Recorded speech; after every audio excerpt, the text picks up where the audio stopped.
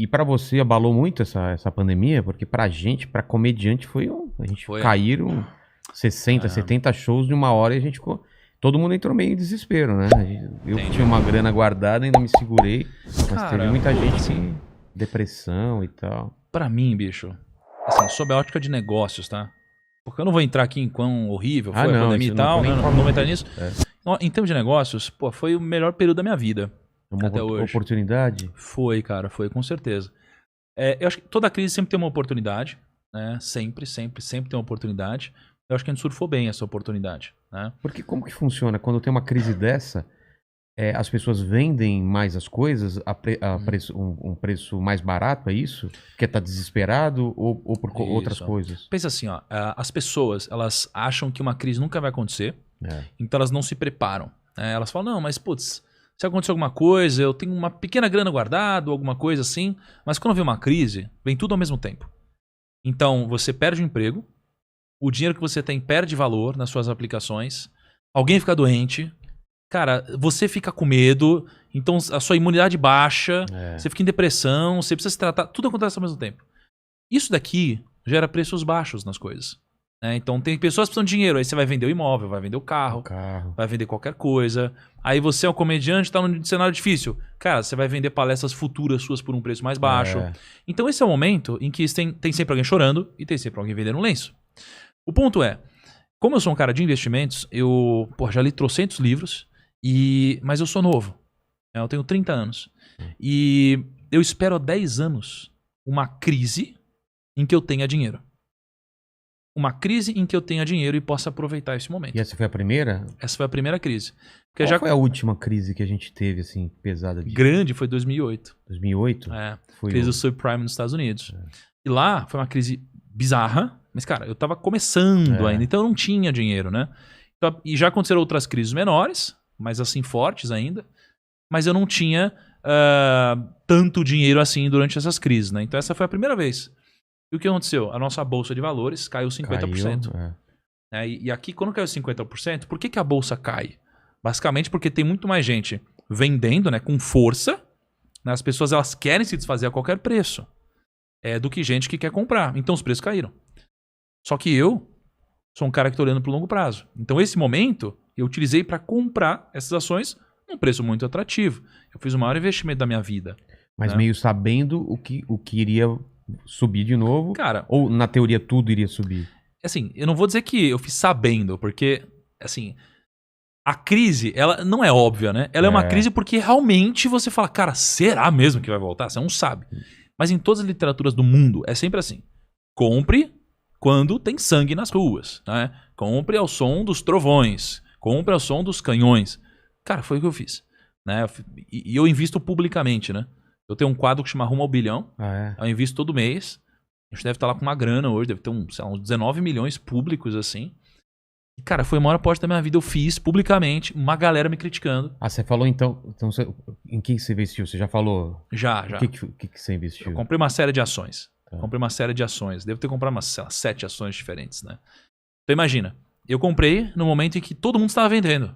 Então todo mundo me criticou e falou, cara, você é burro, você vai perder dinheiro, você vai quebrar, você é louco, você fica lá. Fez o contrário do que... O contrário.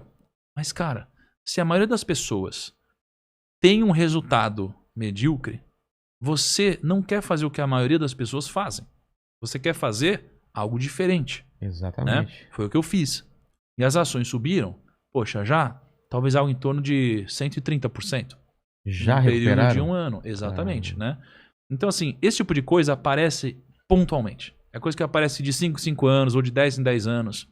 E quando aparece, você precisa estar preparado para aproveitar. E você tava percebendo já esse movimento das empresas digitais, de quem faz venda digital, que isso ia...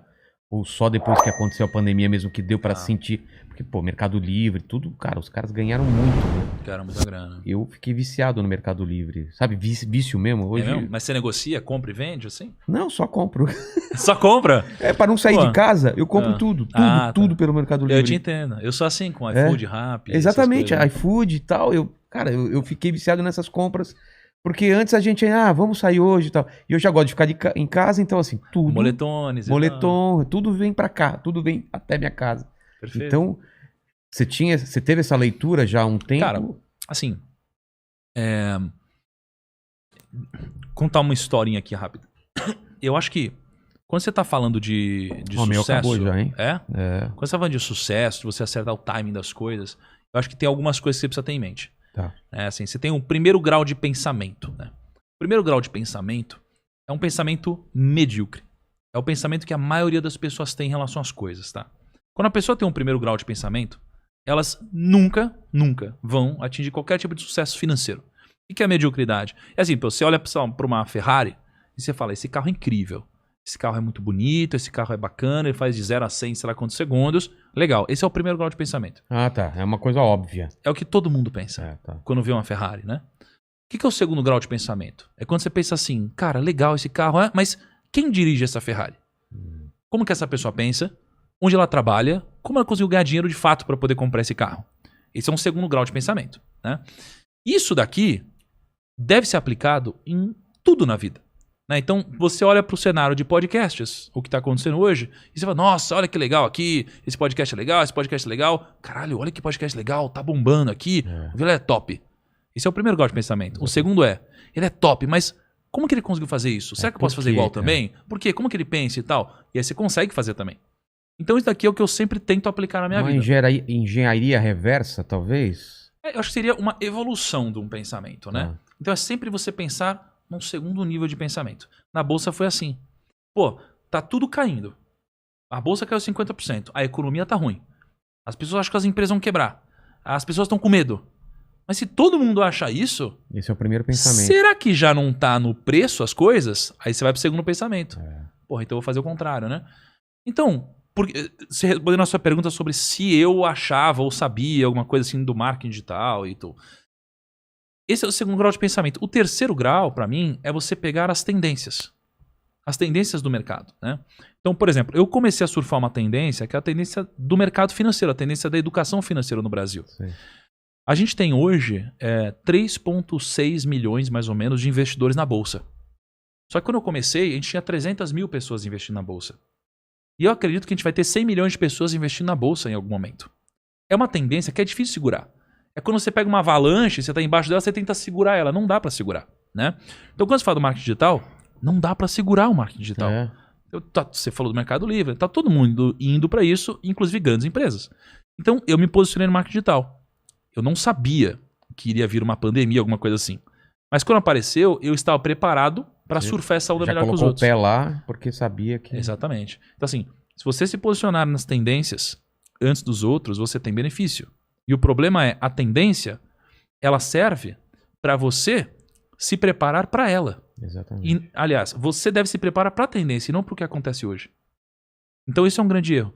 As tendências no Brasil hoje, elas são quase todas ligadas à tecnologia e trabalhos que vão envolver pensamentos, né? E as pessoas hoje se preparam para coisas que não vão existir lá na frente. Então elas estão se preparando para coisas que não fazem nenhum sentido, ao invés de se preparar para as tendências, que foi um pouco do que eu fiz com o marketing digital. E aí eu pude surfar antes dos outros, né?